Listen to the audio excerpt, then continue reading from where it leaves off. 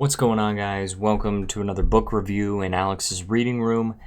Today we are going to be able to review a book that I finished yesterday. Today is September 5th, 2024, and I just finished a book called Company by Max Berry.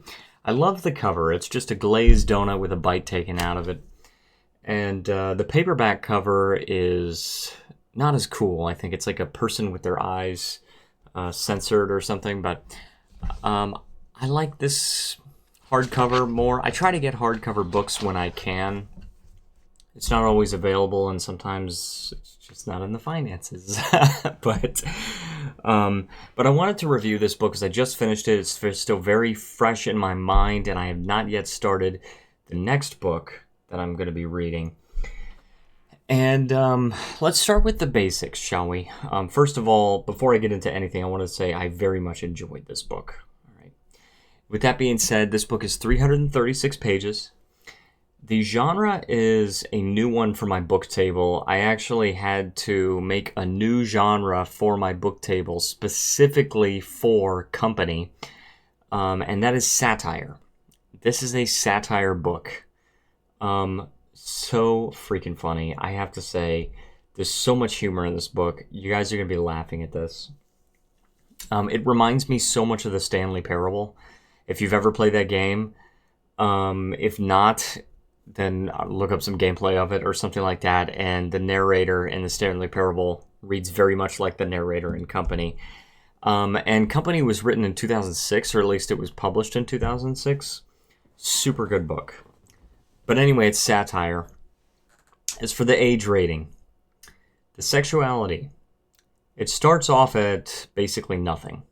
But there are a few things that happen later in the book, and I don't want to get like too deep into detail, but definitely I ended up rating it a 3. Not because of anything super duper explicit, but just the fact that there were several instances that if they were alone, they might elicit like a 2, maybe. But because there were many of them, I decided to go with the 3. I feel like that fits better. As far as the language, I believe there's like 3 F-bombs as well as a few other curse words littered throughout the book. So I have, of course, rated that a 3. Just one F-bomb warrants a 3. For substance, I have rated it a 2. There is definitely some smoking. There is definitely some drinking. It's not super common, but there is a character that is a smoker, and we see him going to a smoker's corral, or like smoking outside the building, something like that. And then the alcohol, there's mention of champagne, things like that. I don't recall any references at all to hard drugs. And as far as death and injury, I rated that a 1. Because there's nothing gory. There's nothing at all gory in this book. There's some people getting kind of beat up. That's all I can say. Now, as for the advanced rating, well, first of all, the age rating, 18. Because of the 3 sexuality combined with the 3 language, that for me is enough to put it at 18. Initially, I was going to have it at 15. Once I saw enough of the sexual incidents to make me bump that rating up to a 3, the age rating came up to an 18. Just because it started to get a little too much. On the advanced rating, at first, I started with this as rating it a 1 out of 1. I rated Jennifer Government a 1 out of 1. But as I was reading through this, I realized that actually, as a whole, it's not super advanced. Some of the concepts could be a little advanced. Things like productivity, early morning meetings, and things like that. But overall, I'm sticking with a 0 out of 1 on this. I think it's a relatively simple book to get into. As far as the critique, I went with a 9 out of 10. And I will say that this is a very difficult decision for me. I'm moving the camera down a little bit. This is a very difficult decision for me because when I first started reading the book, it was super funny. It was very engaging and all that, and I thought, oh, this is a 9 out of 10. I got a little bit deeper into it, and I was like, this is a 10. This is a 10 out of 10 as long as it keeps on this course. And finally, when I got to the very end of the book, I was just slightly, ever so slightly, very, very little, but I was ever so slightly disappointed with the ending. And that was enough for me to dock it a single point. And I'll get into it in my spoilers section, but I have to say, Max Berry has a very unique writing style. It's a writing style that I absolutely love. I enjoyed it in Jennifer Government, and I enjoyed it here in Company. He has this writing style where you sort of get why something is funny without him having to explain it to you. It's very interesting, and I don't usually encounter that writing style. But there are definitely jokes that I'm just like, and I looked at it and I'm like, that is so subtle. It's almost like he's telling you the bare minimum of what he needs to tell you for you to get the joke. It's just so good. Okay, like I'll give you an example. This doesn't really spoil anything. Two characters talking. One says, one gets insulted. Oh, she would never go for you because of blah blah blah. And he goes and says to her, oh, maybe you should start hitting the gym because your arms are looking a little flabby. And she's like, are you kidding? My body fat percentage is 14%. And then after he leaves, before she says anything to the other character that's there, he just indicates that she's just kind of messing with the underside of her arms. And she doesn't need to say anything about it at that point. It's just, you get how she's feeling. You get that, yes, he pisses her off, but she's now a little bit insecure about it. And it's just so clever, the way that Max Berry goes about this. I just love his writing style. It's so good. And I will say that the cover it's just perfect. The cover for this hardcover version is so perfect. The opening scene has to do with a donut. I'm not going to go into any more detail of that right now because it's now time for the spoilers section. So now that we are in spoilers, I can get into some detail. Now,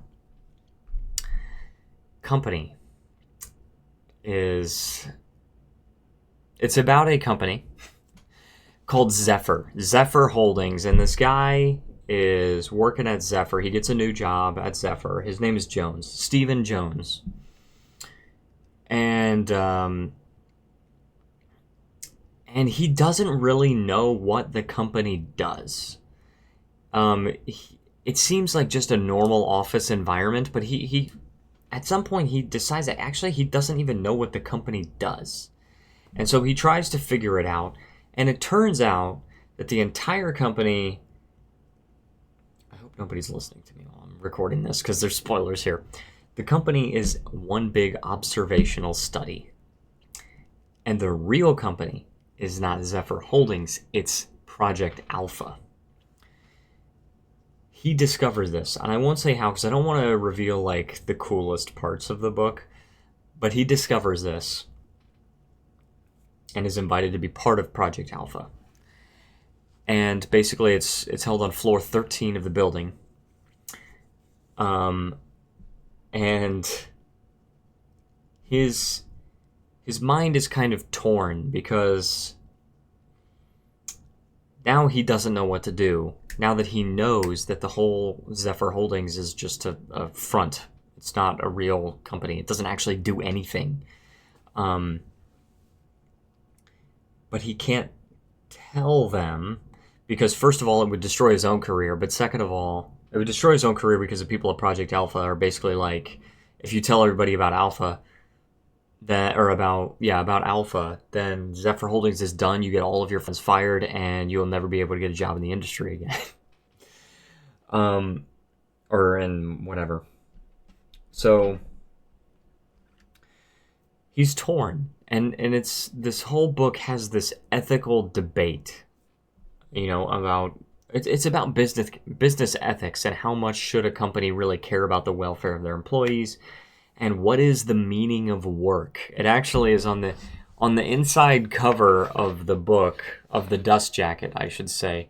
It says it answers the big questions, and the last one is, what is the meaning of work? And it answers that, and it's just such a good book. And for the longest time, by the way, he ends up overthrowing senior management and like destroying Zephyr Holdings, and the people in Alpha kind of hate him for it. But I have two complaints about the ending. All right, and they are that, first of all, in the last chapter, it does drag a little bit. It kind of slows down, and I feel like some of the information didn't really need to be in there. It didn't need to go that slowly. So the pacing is a little too slow in the ending chapter. However, the ending chapter, I think if you would have omitted the epilogue altogether, I think it would still barely eke out with a 10 out of 10. However, there was one thing I was so disappointed about, because this whole time, it's mainly a debate between Jones and the receptionist, who is actually an Alpha agent named Eve Jantis. And she's firmly on the side of, like, business is business. There's no such thing as ethics. There's no such thing as good business and bad business. It's all just business. And she is very firmly in the camp of, like, ethics doesn't really matter in business. And, it's okay to have a high but manageable dissatisfaction rate at a company because it increases productivity. Because they said basically when you give these employees a better work-life balance and better everything like this, they're just going to use that time to just work less and get less done while they're at work. And so it decreases productivity. And Jones's argument is that, but it's better for the soul to, even if you have to take a hit in productivity, it's better ultimately if the employees feel like they're valued and at least have some kind of life outside of work. And so there's this debate between them. And in the epilogue, I won't reveal exactly what happens, but a few months after the end of the last chapter, Jones and Eve meet up again. And Jones is completely disinterested in Eve, even though they once slept together. But that's earlier in the book. They slept together while she had a throat infection and was super sick. And Eve does not at all change her mind. She 100% does not change her mind. Even after the dissolution of Alpha, she's still making good money doing speaking gigs about what happened with Zephyr. And there's another character named Blake, which you're going to learn about in the book, that he's now selling high-end cars, and it's like these people never get like any kind of consequences long-term for what they did. People that have been working for Zephyr for the better part of a decade, and they find out at the end that it was just an experiment. That whole time, the many years that they spent there were like, it was all for nothing, So I was slightly disappointed that Eve didn't change her mind at all. I felt like Eve should have discovered that, maybe I was wrong about some things, but she was so firm in her belief that there's no such thing as good business and bad business. So anyway, this has been a long review, but maybe it's because the book is still so fresh in my mind, but I absolutely love this book. I highly recommend it. I'm going to hold it up again so you can see the wonderful glazed donut. This glazed donut, it comes up in the opening chapter, or in the opening scene of the book, okay? And actually, I think it's in the first sentence of the book, too, because the first sentence, Monday morning and there's one less donut than there should be. All right, so let that give you an impression.